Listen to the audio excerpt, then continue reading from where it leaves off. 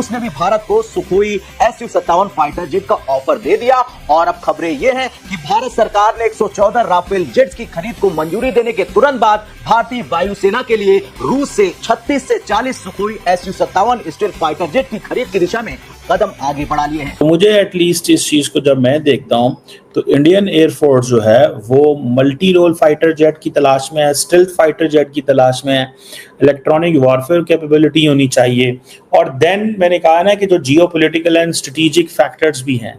बात यह है कि इंडियन एयरफोर्स के काफी वेटरन से मैं मिला एंड ये सोच रहे हैं कि यार जो हम लोग एमका बना रहे हैं ना, 5th जनरेशन फाइटर हम खुद बना रहे हैं, जो हम इसकी कौन सी टेक्नोलॉजिकल चीज है ऐसी जो हम एमका में इस्तेमाल कर सकते हैं, will it help in the एमका in the long run. ऐसा ना हो ना कि हम ये 5th जनरेशन फाइटर ले लें 10 क्वार्टर पता लगा एमका does not take off as planned. तो आप कहेंगे कि रूस का ऑफर इतना बड़ा क्यों है आखिरकार? क्योंकि भारत रूस का सबसे बड़ा रक्षा ग्राहक है और बताया जा रहा है कि डील लगभग $7 अरब की हो सकती है, जो भारतीय वायुसेना को 5वीं पीढ़ी की अंतरिम क्षमता देगी। इंडिया को तो फिर स्टेल्थ इलेक्ट्रॉनिक वॉरफेयर कैपेबिलिटी वाले जहाज चाहिए ना, मल्टी रोल फाइटर जेट चाहिए। अब चाइना के पास जो एयर सुपीरियरिटी है वो इंडिया के पास तो नहीं है, तो इंडिया क्या करे? इंडिया को तो रिप्लेस करना पड़ेगा। सो ये एक फैक्टर है कि इंडिया जो है वो एक already self reliant defence ecosystem create कर रहा है in the make in India और जो आत्मनिर्भर भारत और इस तरह पे ये चीज है and a lot of people believe.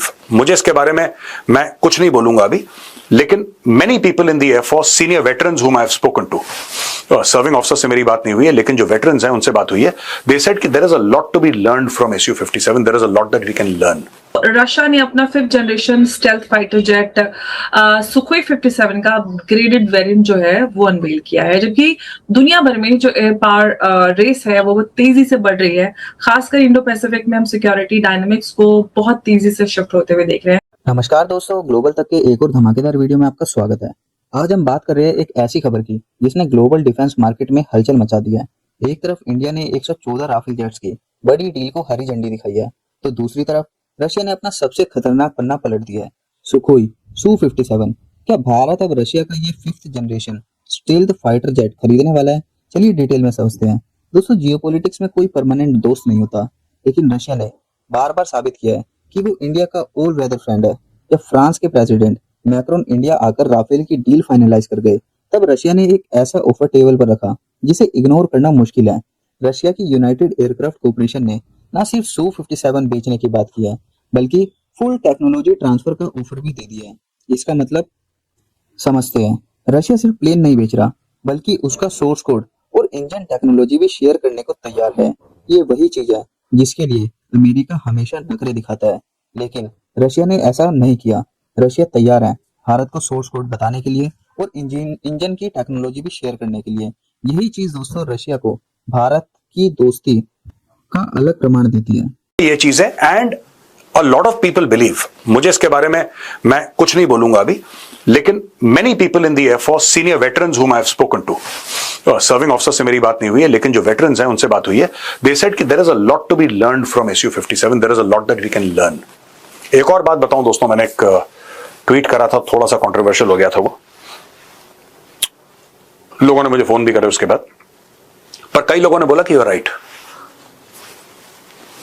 अगर आप इसको कंपेयर करेंगे ना किसी यूएस प्लेटफॉर्म से, F-22 है उनका, Americans have 2 5th generation jets, one is F-22 one is F-35, those are far more advanced and उनकी रिलायबिलिटी बहुत ज्यादा है।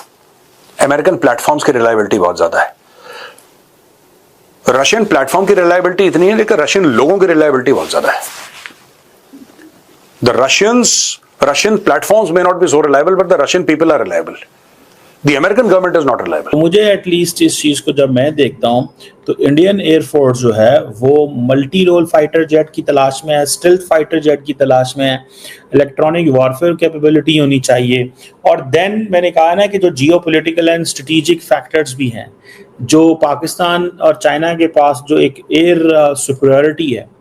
अब देखिए, चाइना अगर J-35 बना के बैठा हुआ है तो इंडिया के पास तो वो जेट्स नहीं है। ठीक है, इंडिया तो Su-57 भी नहीं ले सकता अभी तक। Su-57 या F-35, इन दोनों की बड़ी वर्थ वैल्यू है। Su-57 इंडिया के पास तो नहीं है, तो इंडिया को तो फिर स्टेल्थ इलेक्ट्रॉनिक वॉरफेयर कैपेबिलिटी वाले जहाज चाहिए ना, मल्टी रोल फाइटर जेट चाहिए। अब चाइना के पास जो एयर सुपीरियरिटी है वो इंडिया के पास तो नहीं है, तो इंडिया क्या करे, इंडिया को तो रिप्लेस करना पड़ेगा। सो ये एक फैक्टर है कि इंडिया जो है वो एक already self reliant defence ecosystem create कर रहा है in the make in India और जो आत्मनिर्भर भारत और इस तरह पे। सो ये जो सोवियत इरा के जो जेट्स हैं इनको वो फारिग कर रहे हैं, सोवियत इरा के जेट्स को फारिग किया जा रहा है। सो इसकी जो रिटायरमेंट प्लान जो था जिसे वो कहते हैं ना, उसकी वजूहात थी, इसको रिटायर किया जाना था, लेकिन ना तो रिप्लेसमेंट आ रही थी। एंड देन फिर इंडिया की ब्यूरोक्रेसी के हवाले से भी कहा जाता है कि बहुत तेज़ है, जैसे कि फॉर एग्जांपल इंडिया के एयरफोर्स के चीफ साहब जो हैं वो कह रहे थे कि हम R&D आज करते हैं, वो R&D पड़ी रहती है और 10 साल बाद वो R&D किसी काम की नहीं रहती। सो हम एक काम करते हैं लेकिन उसको एग्जीक्यूट नहीं कर पाते। You might have heard this. तो ये जो फैक्टर है, इस चीज़ को अब इंडिया के अंदर बड़ा गुस्सा था लोगों के अंदर कि आपके पास इतना पैसा है तो आप ये करते क्यों नहीं है, लगाते क्यों नहीं है पैसा। सो ये जो रिटायरमेंट है ये बड़ी दफ़ा प्लान की गई थी। रशिया ने अपना 5th generation stealth fighter jet Sukhoi 57 का अपग्रेडेड वेरिएंट जो है वो अनवील किया है, जबकि दुनिया भर में जो एयर पावर रेस है वो तेजी से बढ़ रही है। खासकर इंडो पैसिफिक में हम सिक्योरिटी डायनामिक्स को बहुत तेजी से शिफ्ट होते हुए देख रहे हैं। तो रशिया के नए सुखोई 57 फ्लीट में इम्प्रूव्ड सिस्टम, एडवांस वेपन्स और जो सेंसर सूट होंगे वो अमेरिका के जो F-35 है और चाइना का J-20 उसके तरह से और या उसके कंपैरिजन में कितना स्ट्रॉन्ग कंटेंडर बन सकता है, ये आज हम समझने की कोशिश करेंगे। अगर ये वेरिएंट जो है वो एक्सपोर्ट हो सकता है तो इंडिया का जो डिफेंस प्लानिंग और जो फ्यूचर फाइटर एक्विजिशन है उस पर इसका क्या इम्पैक्ट पड़ेगा, क्या इस अपग्रेडेड वर्जन से जो जियोपॉलिटिक्स है और जो डिफेंस पार्टनरशिप्स है उसके लैंडस्केप में क्या बदलाव आ सकता है, आज हम इसी पर थोड़ी गहन विश्लेषण सर से उसके थ्रू समझने की कोशिश करेंगे। मेजर जनरल सुधाकर जी हमारे साथ इस पे बात करने के लिए मौजूद है। सर बहुत बहुत स्वागत है आपका, नमस्कार। Thank you, Amber. Thank you for inviting me for your show once again to your channel, and compliments to you for the type of subjects you are covering and the in-depth analysis. Very well done, and wish you all the very best. जहाँ Thank you तक so आपने subject उठाया है ये बहुत important एक it is going to be a game changer. Is a Sukhoi 57 upgraded version है। ये upgraded version is actually it has got the stealth capability जो F-35 के अंदर है, चाइना का J-20 के एयरक्राफ्ट में होता है स्टेल्थ कैपेबिलिटी। लेकिन ये जो Sukhoi 57 upgraded version, details are yet to come, लेकिन चंद एक चीजों को मैं हाईलाइट करना चाहता हूं। ये बिल्कुल टाइमली है।